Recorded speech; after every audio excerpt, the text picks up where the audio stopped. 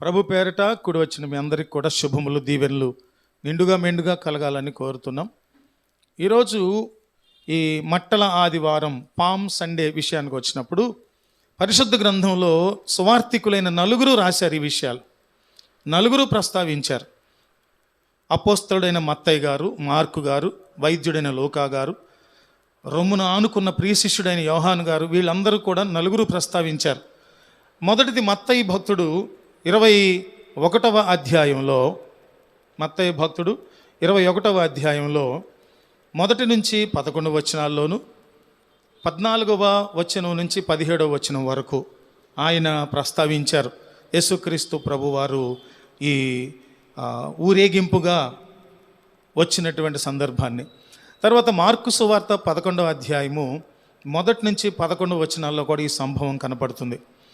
వైద్యుడైన లూకా గారు కూడా రాస్తూ 19వ అధ్యాయము 29 నుంచి 44వ వచనం వరకు కూడా రాశారు. చివరిలో సువార్థికుడు యోహాను భక్తుడు 12వ అధ్యాయంలో 12 నుంచి 19వ వచనం వరకు రాశారు. ఈ నలుగురు ఈ మట్టల ఆదివార సంభవాన్ని గురించి చక్కగా రాశారు. అయితే జరిగిన సంభవం ఒకటే, కానీ వారు వివరించిన విధానంలో కొన్ని క్రొత్త విషయాలు మనకి తెలుస్తూ ఉంటాయి. ఒక్కరి నుంచే తెలియటం కాదు, నలుగురు నుంచి కూడా కొన్ని విషయాలు మనకి స్పష్టంగా అర్థమవుతూ వస్తాయి. ఈ విషయాలు చూసినప్పుడు యేసుక్రీస్తు ప్రభువారు విజయోత్సాహముతో యెరూషలేములోనికి ప్రవేశించారు. అది గుర్తుపెట్టుకోవాలి. ఎలా ప్రవేశించారు చెప్పండి? విజయోత్సాహము. విజయోత్సాహం అంటే ఏంటి? విజయోత్సాహం అంటే ఒక విజయము ద్వారా సంతోషం కలుగుతుంది, ఎవరికైనా దుఃఖం కలగదు. కొన్ని పరిమితుల్లో ఉన్నది. అది యెఫ్తా కుమార్తె ఉంది. యెఫ్తా పరాక్రమము కలిగిన బలాఢ్యుడైన వాడు, బలవంతుడు, న్యాయవంతుడు, మంచివాడు.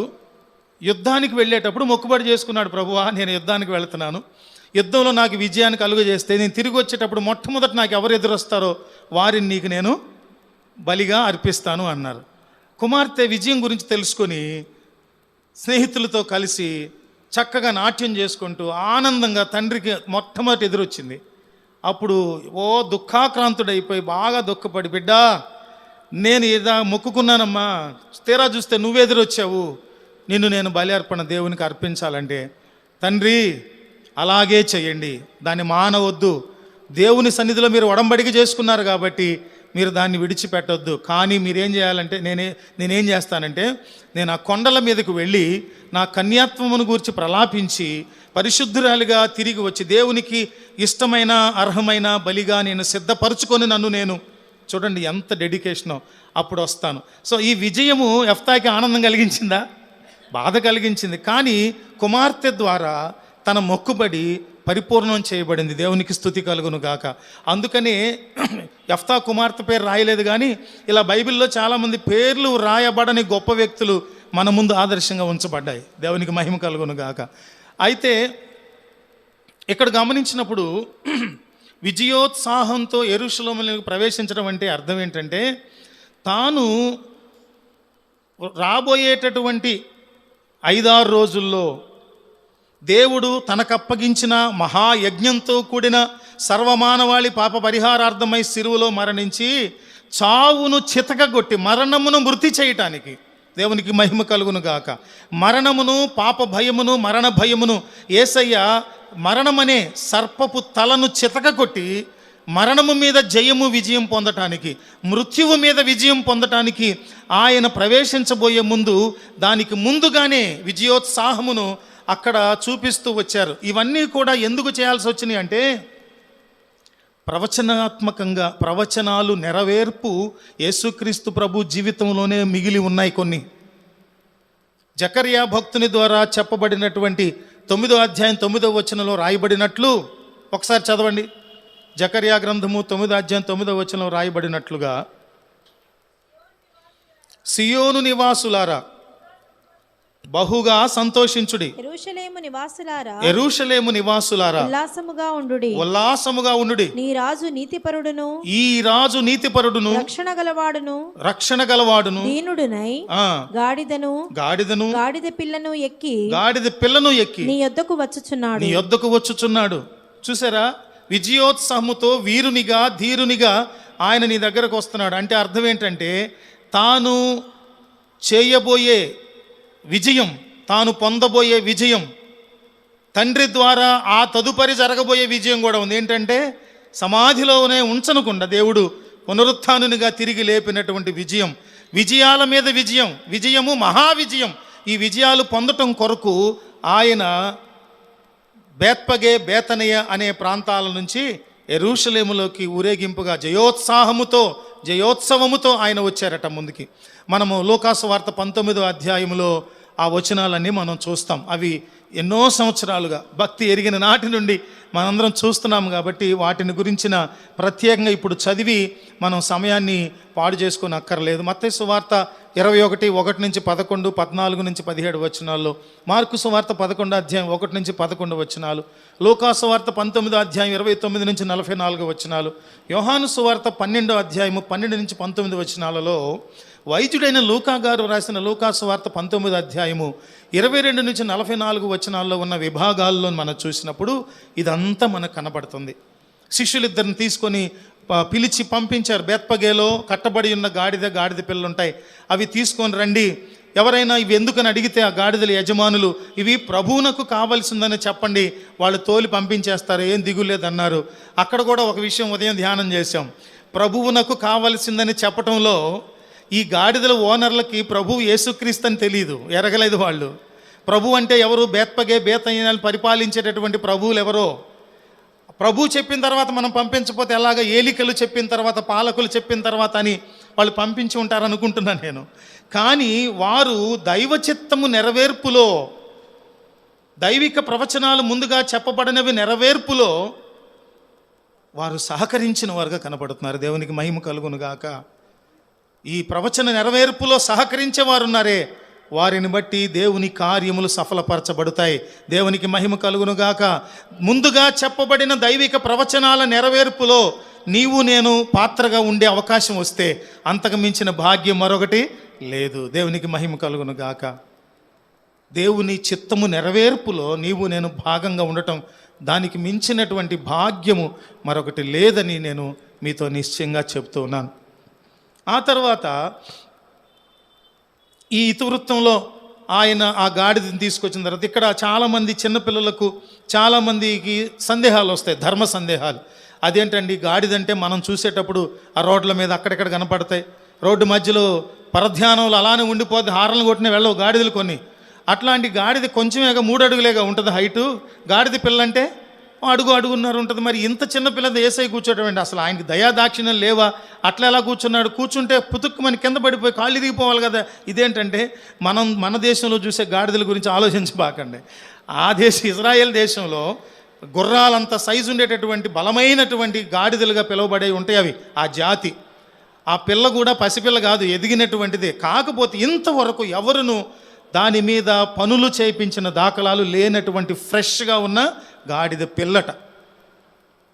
కనుక దాని గురించి ధర్మ సందేహాలు మనకు అక్కర్లేదు. కానీ ఎప్పుడైతే అవి తీసుకురాబడ్డాయో అప్పటి వరకు సందేహంగా ఉన్న శిష్యులకు అర్థమైంది, యేసయ్య చేస్తున్న ఈ చర్యలో విజయోత్సాహముతో యెరూషలేములో ప్రవేశించటాన్ని బట్టి అక్కడ ఉన్నటువంటి ఆత్మీయ సత్యం వాళ్ళకి తర్వాత అర్థమైంది.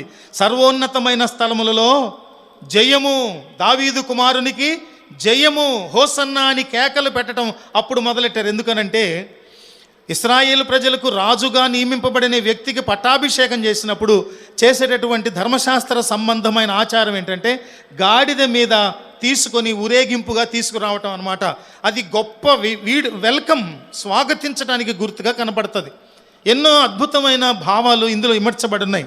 అయితే మనము ఆత్మీయతలో బలపరచబడటానికి, ప్రోత్సహించబడటానికి, ఆత్మలో ఉజ్జీవింపబడటానికి, బ్రతుకులో సరిచేయబడటానికి, హెచ్చరిక పొందటానికి ఒక ఆలోచన మనం ఖచ్చితంగా ధ్యానం చేయాల్సిందే ఈ సందర్భంగా.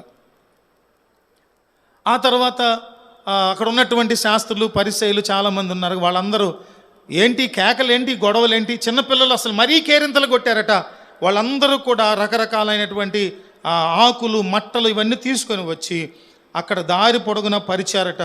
వారి వస్త్రాలు కూడా పరిచారు. గాడిద మీద వేసి యేసయ్య దాని మీద కూర్చున్నాక దారి పొడవున జయోత్సవముతో యేసుక్రీస్తు ప్రభుని ఊరేగించారు. అక్కడ గాడిద ప్రస్తావన కూడా చూస్తాం మనం. కట్టబడిన గాడిద, తరువాత వెట్టి చాకిరీ చేయించుకోబడేటటువంటి గాడిద, దాని బ్రతుకు మారిపోయింది. దాని బ్రతుకునకు ఒక నూతన అధ్యాయం ఆరంభమైంది. బంధాలతో కట్టబడి ఉన్న గాడిద ఈ రోజున దేవుని మహామహిమ కొరకు ఏం చేయబడింది? విడుదల పొందింది, విప్పబడింది, బంధకాలు తెంచబడ్డాయి.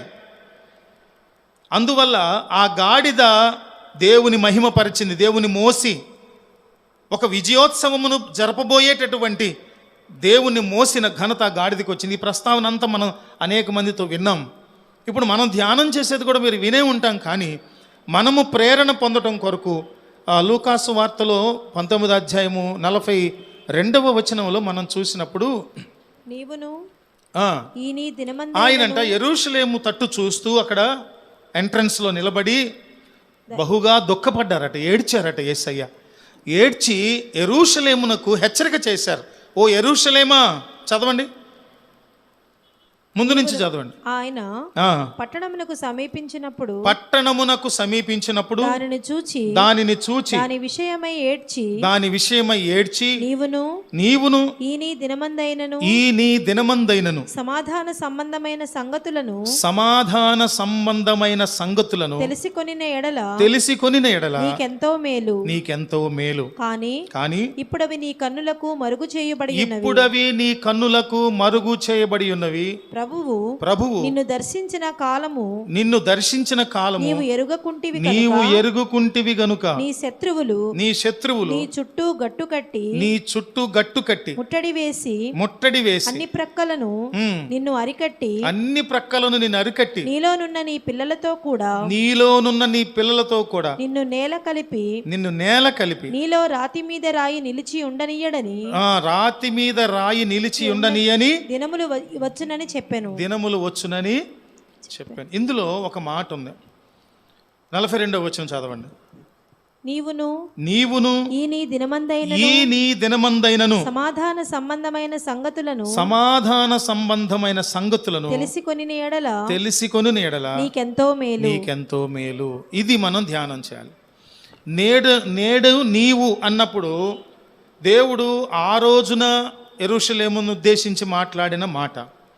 అదే మాట ఇప్పటికి మనం అప్లై చేసుకోగలిగితే, మనం అన్వయింప చేసుకోగలిగితే, నేడైనా మనమైనా సమాధాన సంబంధమైన సంగతులను తెలుసుకోవాలి. అది దేవుని కోరిక. యెరూషలేముకు ఆ సమాధాన సంబంధమైన సంగతులు తెలుసుకోకుండా ఉండటానికంట ఏమైందంట? నీ కన్నులు మూయబడ్డాయి. సమాధాన సంబంధమైన సంగతులు నీకు తెలుసుకోకుండా ఉండేటట్లుగా నీకు ఏమైపోయినాయి? నీ కన్నులు మూయబడిపోయినాయి. తర్వాత వచనంలో చూస్తాం. నీకు అర్థం కావట్లా. దేవుడు నిన్ను దర్శించిన కాలం ఒకటి ఉంది, కానీ ఆ దర్శించిన కాలంలో నువ్వు తెలుసుకోవట్లా. ప్రభువు దర్శించిన కాలాన్ని తెలుసుకోవట్లా. అంతదాకా ఎందుకు? సంఘాలలో దేవుని వాక్కు వెల్లడి అవుతున్నప్పుడు, దైవజనులు సందేశాలు అందిస్తున్నప్పుడు కూడా చాలామందిలో అక్కడే ఉన్నా కూడా దేవుని వాక్కు, ఆ గంట ప్రసంగమో అరగంట సందేశమో 45 నిమిషాల సందేశంలో మనలను ఉద్దేశించి, ముఖ్యంగా మన బతుకులో సరి చేసుకోవాల్సిన దాన్ని ఉద్దేశించి, మనము భవిష్యత్తులో అభివృద్ధి పొందటానికి దేవుడు ఒక గొప్ప ఆలోచనను మనకు అనుగ్రహించే ఆ పర్టికులర్ టైంలో మనము సెల్ ఫోన్ చూడటమో, లేకపోతే ఇంట్లో ఉన్న ఏదో చింత గురించి, బాధ్యత గురించి ఆలోచించటమో, లేదా ప్రస్తుతం అనుభవిస్తున్నటువంటి ఏదో కఠినమైన సమస్య గురించినటువంటి ఆలోచనలో నిమగ్నం అయిపోయినందువల్ల ఆ దేవుడు మనలను సందర్శించే సమయాన్ని మనం ఏమైపోతున్నాం? చిటికలో మిస్ అయిపోతున్నాం. దాటి వెళ్ళిపోతుంది దేవుని మాట. అందువల్ల సమాధాన సంబంధమైన సంగతులు మనకు అర్థం కావట్లా. మన మనోనేత్రాలకు గుడ్డితనం వచ్చేసింది, అర్థం కావట్లా మనకు. అందుకని ఈ రోజున నేడు నీవు ఇప్పుడైనా సరే సమాధానమైన సంగతులు తెలుసుకుంటే నీకు మేలు. ఈ రోజున మనము ఏంటా సమాధాన సంబంధమైన సంగతులు మనం తెలుసుకోవాల్సినవి? యెరూషలేమునకు దేవుడు చెప్పాలనుకున్నవి ఏంటో ముందు తెలుసుకుందాం. అంతేగా ఎవరికి చెప్దాం అనుకున్నారు? ఆయన ఏడ్చారు, బాధపడ్డారు. ఎందుకని అన్నారు ఆయన? ఆ యెరూషలేము ఎవరిది? దేవునిదే, దేవుని పట్టణం, దేవుని మందిరము, ఇశ్రాయేలు దేశము, యేసయ్య నడయాడినటువంటి ప్రదేశము, స్వజనాంగం, దేవుని స్వజనాంగం. ఇశ్రాయేలు ప్రజలంటే మామూలు కాదు. దేవుడు విమోచించిన ప్రజలు, దేవుడు కాచి కాపాడిన ప్రజలు, అద్భుత కార్యములు, ఆశ్చర్య కార్యములు, సమృద్ధి అయిన ఆహారమును అనుభవించినటువంటి ప్రజలు. లోకము తిరుగుబాటు చేస్తుంటే ఎన్ని శ్రమలైనా యెహోవాయే మా దేవుడని దేవుని వెంబడిస్తూ వచ్చిన ప్రజలు, అదే సమయంలో దేవుని మీద పలుమార్లు తిరుగుబాటు చేసిన ప్రజలు కూడా. అందుకనే తండ్రికి బిడ్డలకు మధ్య ఉన్న సంబంధం ఎంత గొప్పదో దేవుడు ఇశ్రాయేలు ప్రజలను తన సొంత బిడ్డలుగా ఎంచుకొని ఆ యెరూషలేములో కాపురం ఉండేటటువంటి, దేవుని మాట విననటువంటి, దేవుని మాటకు లోబడనటువంటి, వ్యాపార బుద్ధితో డబ్బే సమస్తం అనుకునేటటువంటి, మత సంబంధమైనటువంటి నిష్ఠాగరిష్టమైన వ్యవహార కర్మకాండలే ముఖ్యమని అనుకునేటటువంటి ఆ ప్రజలను, ఆ పట్టణాన్ని చూసి బహుగా దుఃఖించి, వాస్తవాన్ని గ్రహించినటువంటి, కళ్ళు మూసుకుపోయిన స్థితిలో ఉన్నారు. గుడ్డితనంతో యెరూషలేము ప్రజలని బాధపడి ఆ పట్టణమును చూచి దుఃఖించి అంటున్నాడు, ఇప్పుడైనా సరే సమాధాన సంబంధమైన సంగతులు తెలుసుకుంటే నీకు మేలు. మనం కూడా తెలుసుకుందాం. అక్కడ ఉన్నటువంటి అవసరతలు ఏంటంటే, అక్కడ ఉన్నటువంటి యెరూషలేములో ఉన్నటువంటి అక్కరలు, అవసరతలు ఏంటంటే, ఆ సమాధాన సంబంధమైన సంగతులు యెరూషలేముకి ఎందుకు అవసరం అనుకుంటే, యేసయ్య ఆ దుఃఖపడిన సమయంలో సాంస్కృతికంగా మత సంబంధమైన, ముఖ్యంగా ధర్మశాస్త్ర సంబంధమైన నిష్ఠాగరిష్టమైన పద్ధతులకు ప్రాధాన్యత ఇచ్చారు. కానీ ఎవరి హృదయాలలో కూడా దేవునికి స్థానము లేదు. ఆచారాలు, వ్యవహారాలు, పద్ధతులు, ఛాందస భావాలు ఇవే తప్ప సంస్కృతి సంబంధంగా ఆ పండగలు వచ్చినప్పుడు గంభీరంగా లక్షలు కోట్లు ఖర్చు పెట్టేసి పండగలు జరిగించేసుకోవటం, ఉల్లాసంగా త్రాగటం, తినటం, సరదాలు తీర్చుకోవటమే కానీ వచ్చిన రక్షకునిగా దేవుని చేత పంపబడిన యేసయ్యను మెస్సయ్యగా గుర్తించని సమాజము యెరూషలేము. ప్రభువు నిన్ను సందర్శించిన కాలమును నీవు, హలో వింటున్నారా, ప్రభువు నిన్ను సందర్శించిన కాలాన్ని నువ్వు ఎరగటలేదు. యేసయ్యను మెస్సయ్యగా గుర్తించని ప్రజలు, అయ్యో తండ్రి ఇంత తపన పడి మానవాళిని విమోచించాలని నన్ను పంపిస్తే దేవుని యొక్క రాకడను, ప్రథమ ఆగమనాన్ని, ఆంతర్యాన్ని అర్థం చేసుకోలేనటువంటి మూఢత్వంలో ఉన్న వారి సంస్కృతికి ఏం కావాలి? సమాధాన సంబంధమైన సంగతులు కావాలి. రెండవది ఏంటంటే రాజకీయ పరిస్థితులు ఒకడి మీద ఒకటి దాడి చేసుకొని ఇశ్రాయేల్ ప్రజలను వాడు ఏలాలి, ఈడేలాలని తపన పడిపోతున్న దినాలు, అధికారం కోసం తన్నుకునేటటువంటి దినాలు, అధికారం కొరకు పోరాడేటటువంటి రోజులు ఇప్పుడు ఉన్నాయా లేవా? పరిస్థితులు ఇప్పుడు ఉన్నాయా? ఇప్పుడు ఉన్నాయి, ఇంకా దారుణంగా ఉన్నాయి, మితిమీరిపోయినాయి. పేటరేగిపోవటం అంటారే, చెలరేగిపోవటం అన్నీ జరుగుతున్నాయి ఈ రోజుల్లో. ఆ రోజుల్లో కూడా సాంస్కృతికంగా లేదు, రాజకీయ పరంగా కూడా సమాధానం లేదు, పోట్లాట్లు, కొట్లాట్లు. నాకు ఈ ధ్యానిస్తున్నప్పుడు ఆ విజయ్ చంద్ర గారు తీసిన కరుణామయుడి సినిమాలో ఒక దృశ్యం గుర్తొచ్చింది. చిన్నప్పుడు వెళ్ళి థియేటర్లో కూర్చొని బోర్ ఏడ్చి వచ్చేవాళ్ళం. అంతకుముందు ఎవరు ఏడిపించిన వాళ్ళు లేరు క్రైస్తవ్యంలో. అటువంటి అందులో చూసేటప్పుడు ఒక గుడ్డివాడు, భర్తిమయ్య అనుకుంటాను ఆ క్యారెక్టర్, చంద్రమోహన్ వేశాడు. ఆ కళ్ళు కనపడగా కర్ర పట్టుకొని ఆ యెరూషలేము వీధుల్లో, ఇశ్రాయేల్ దేశంలో ఆ వీధుల్లో తిరుగుతూ కరువు తాండవిస్తూ ఉన్నప్పుడు దేవుడు లేడని అందులో ఆగక సాగే ఘోరం అన్నార్తుల హాహాకారం, ఇంకా ఇంకా ఎన్నాళ్ళు, ఇంకా శృతి ఈ హీనుల దీనుల కన్నీళ్ళని ఆ ఇశ్రాయేలు ప్రజల్లో అణచివేయబడినటువంటి జనాంగము, ఎవరైతే రాజకీయపు ఒత్తిడి కింద నలిగిపోయి అణగారిపోయినటువంటి అణచివేయబడిన జనాంగం ఎవరైతే ఉన్నారో వారందరూ పడుతున్న వేదనను ఆ మోదుకూరి జాన్సన్ గారి రచనలో చొప్పించి పెట్టారు. దానికి హృదయం రగిలిపోద్ది. ఎవరో ఇద్దరు సంగీతకారులు, వాళ్ళు అప్రస్తుతం, కానీ నేను ఎందుకన్నానంటే ఈ మాట, తీవ్ర పరిణామాలను మనకు చూపించడంలో వారి కృతకృత్యులు అయ్యారు. అక్కడ నేను బాగా ఇన్స్పైర్ అయ్యేవాడిని. ఇంత అన్యాయం జరిగేది. అందులో ఒక దృశ్యం చూపించాడు. ఏం చూపించాడంటే, కరువు ఎలా తాండవేస్తుంది. ఒక రొట్టె ముక్క ఒకడు వచ్చి విసిరేస్తాడు, ఒక ఉన్మాది విసిరేసినప్పుడు అక్కడికి ఒక 50 మంది పోగయ్యి ఆ రొట్టె ముక్కను పీక్కొని ఎవరో వెళ్ళిపోయి తొక్కిసలాట్లో చిన్నపిల్లడు చచ్చిపోతాడు. వాడు అంత కరువు తాండవిస్తుందని యేసయ్య యెరూషలేమును సమీపించినప్పుడు. ఆ తర్వాత శాంతికి సంబంధించినటువంటి విషయాలు కనపడలా. శాంతికి సంబంధించిన విషయాలు అసలు కనపడలా.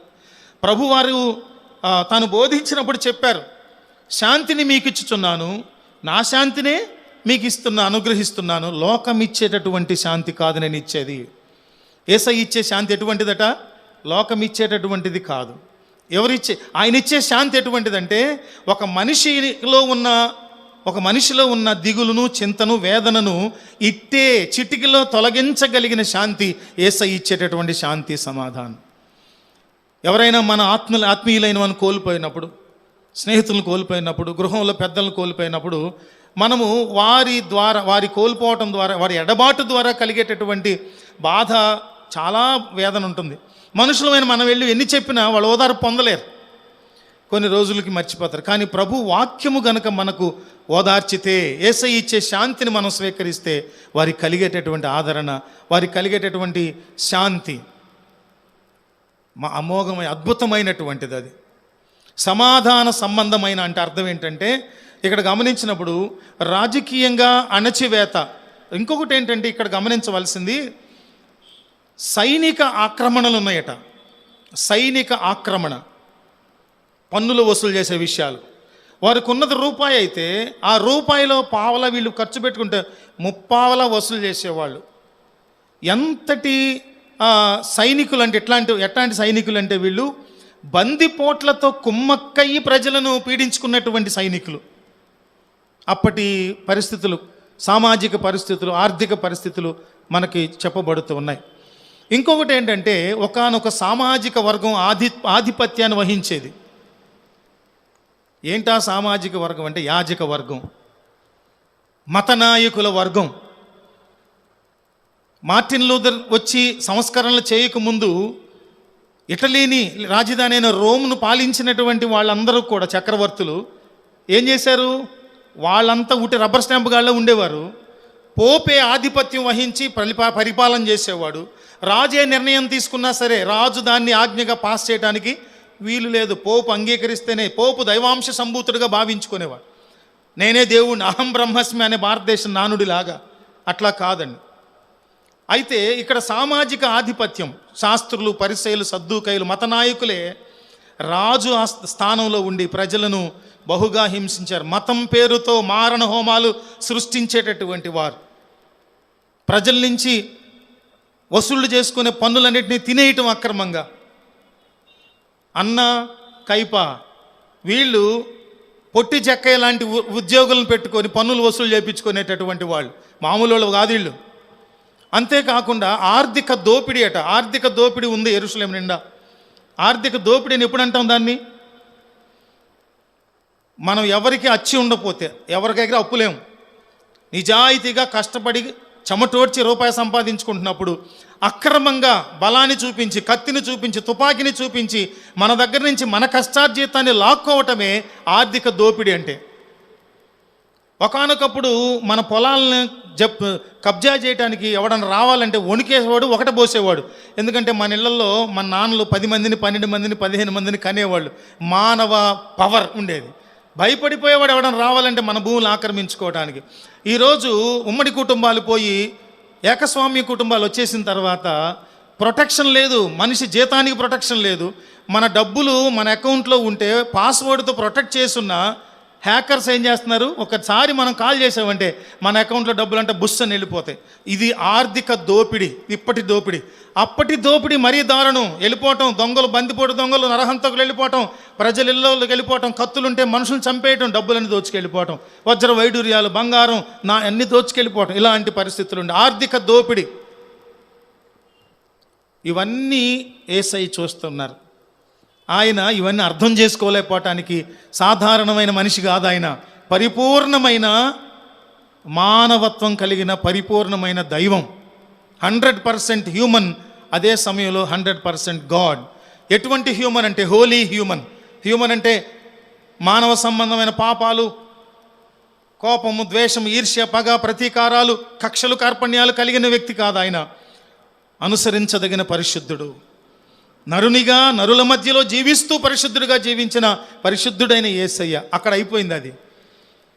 ఇప్పుడైనను నీవైనను ఈ దినమందైనను సమాధాన సంబంధమైన సంగతులను తెలుసుకుంటే నీకు మేలు. యెరూషలేములో ఉన్న పరిస్థితులు అవి. ఇంకా చాలా ఉన్నాయి చెప్పొచ్చు. సాంఘిక, ఆర్థిక, తర్వాత ఆధ్యాత్మిక పరిస్థితులన్నీ కూడా. ఇప్పుడు మన దగ్గరకు వచ్చినప్పుడు మనం గ్రహించాల్సింది, ఇవి చెప్పి నేను ముగించేస్తా. మన దగ్గరకు వచ్చినప్పుడు మనము సమాధాన సంబంధమైన సంగతులను గ్రహించి అవి ఏమిటో తెలుసుకొని వాటిని మనము అవలంబిస్తూ ఉన్నప్పుడు భూమి మీద సమాధానము స్థాపించబడుతుంది. యేసయ్య కొండ మీద ప్రసంగంలో మత్తయి సువార్త 5వ అధ్యాయంలో తీయండి ఒకసారి. ఆత్మ విషయమై దీనులైన వారు ధన్యులు, పరలోక రాజ్యము వారిది. దుఃఖపడువారు ధన్యులు, వారు ఓదార్చబడుదురు. సాత్వికులు ధన్యులు, వారు భూలోకమును స్వతంత్రించుకొనుదురు. నీతి కొరకు ఆకలి తప్పులు కలవారు ధన్యులు, వారు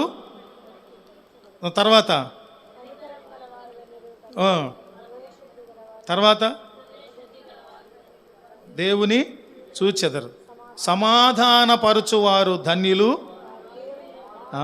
వారు దేవుని కుమారులు అనబడుదురు, అంటే వారసులు అనబడుదురు. అంటే దాన్ని బట్టి అర్థం ఏంటి? నేరుగా దాని భావాన్ని ఆలోచిస్తే మనము సమాధానమునకు కారకులుగా లేము అంటే మనము దేవుని పిల్లలము కాము. ఒకటే మాట. గొడవ, సమాధానం రెండు ఉన్నాయి. ఓ పక్కన గొడవ ఉంది, ఒక పక్కన సమాధానం ఉంది. నిన్ను మధ్యవర్తిగా పెట్టినప్పుడు నువ్వు ఎటు మొగ్గాలి? గొడవ వైపు మొగ్గాలా, సమాధానం వైపు మొగ్గాలా? సమాధానం వైపు మొగ్గి ఈ గొడవను సమసిపోయేటట్టు చేయాలి. అది నువ్వు నేను చేయవలసింది. అలా చేయటం లేదట యెరూషలేము వాసులు. యేసయ్య దుఃఖపడటానికి హేతువు. అందుకే కాదు ఆయన దుఃఖపడేది. ఈరోజు మనలో కూడా నేడైనా నీవు ఈ సంగతులను గ్రహించి ఏంటంటే లవింగ్ అవర్ ఎనిమీస్. మొదటిది ఏంటంటే మన శత్రువులను ప్రేమించటం ద్వారా మనము సమాధానమును ప్రకటించగలం. నా శత్రువుల ఎదుట నీవు నా భోజనము సిద్ధపరచితివి.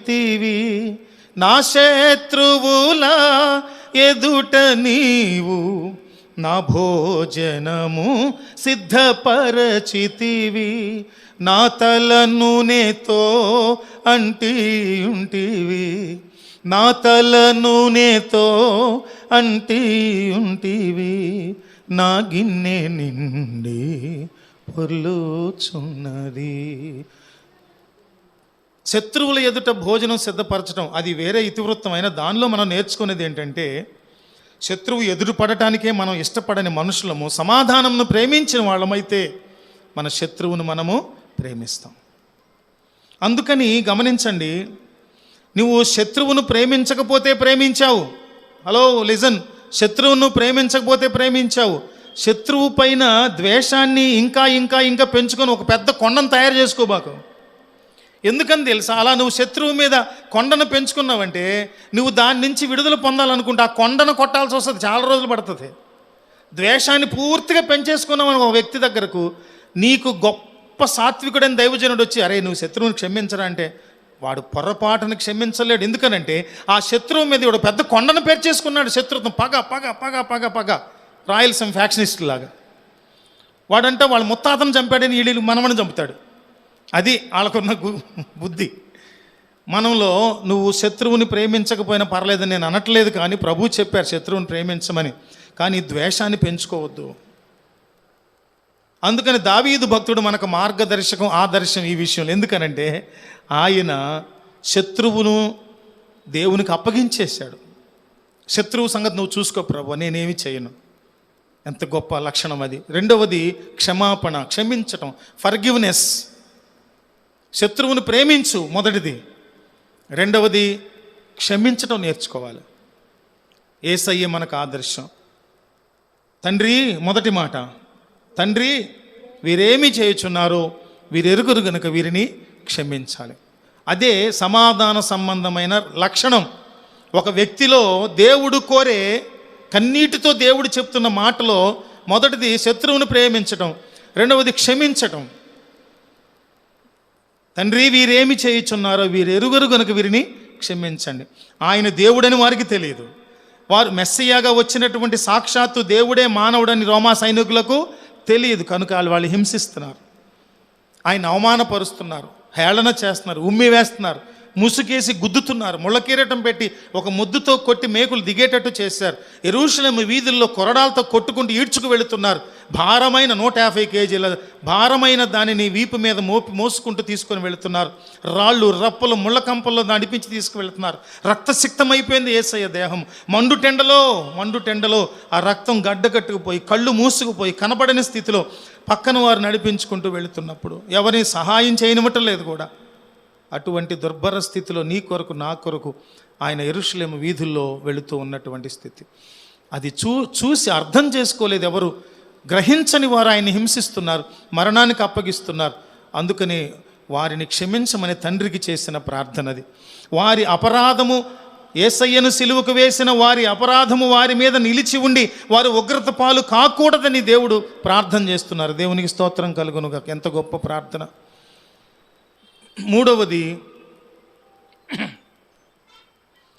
మూడవది బయట నుంచి మనకు కలిగే అవమానాలను, నిందలను, వాటన్నిటినీ కూడా స్వాగతించి వాటన్నిటినీ కూడా అనుభవించి, అవమానాలు నిందలు మన మీద వచ్చినప్పుడు, అంతేనా?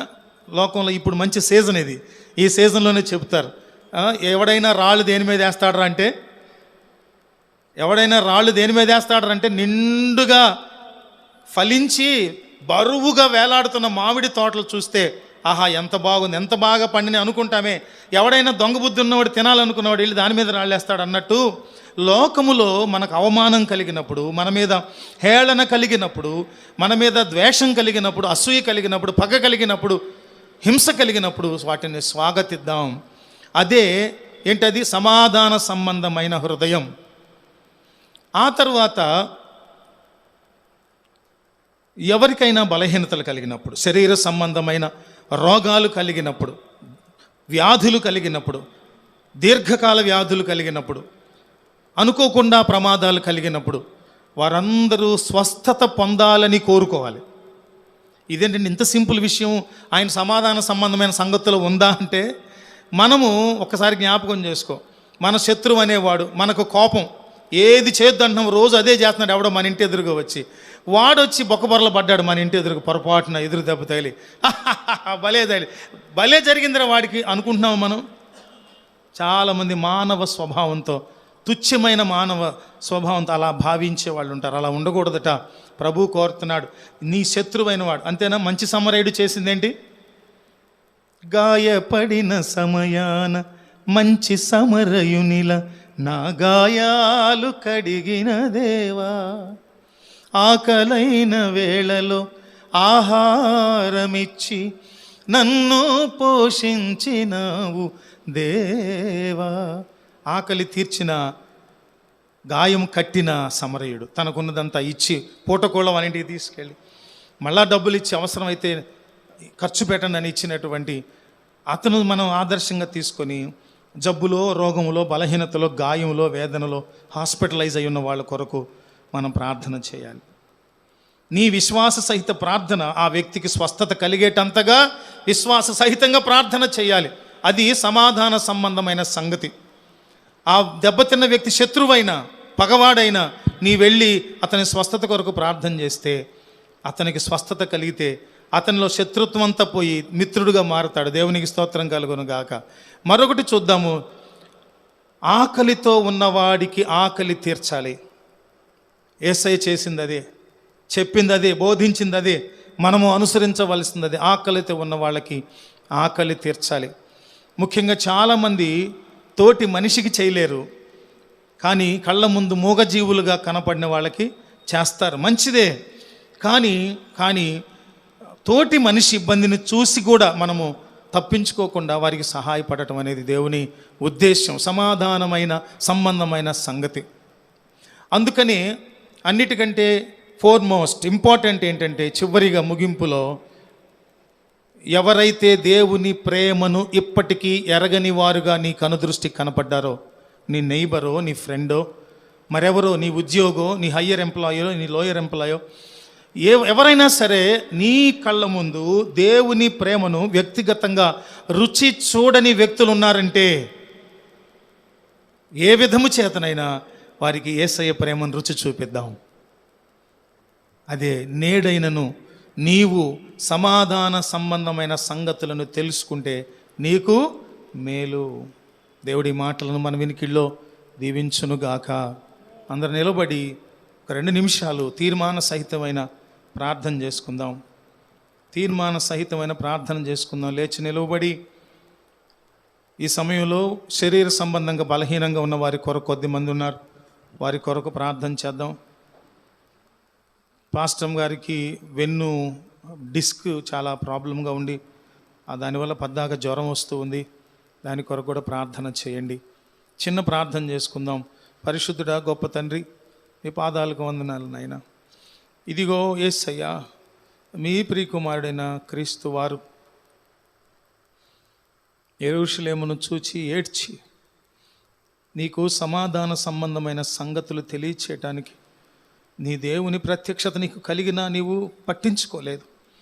అందుకే సమాధాన సంబంధమైన సంగతులను నువ్వు తెలుసుకుంటే నీకు మేలని చెప్పినట్లుగా ఈ రోజున మేము కూడా సమాధాన సంబంధమైన సంగతులు తెలుసుకొనుట ద్వారా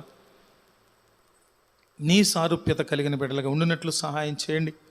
మేము ఈ సమయానికి ఏ విధమైన నీ గుణలక్షణాలు కలిగి సమాధాన సంబంధమైన బిడ్డలుగా ఉండాలో, సమాధానపరచు వారు ధన్యులు, వారు దేవుని కుమారులు అనబడదురు అన్నట్లుగా మమ్మల్ని అందరినీ కూడా తండ్రి మీ వారసులు కావటానికి కావలసిన భాగ్యములను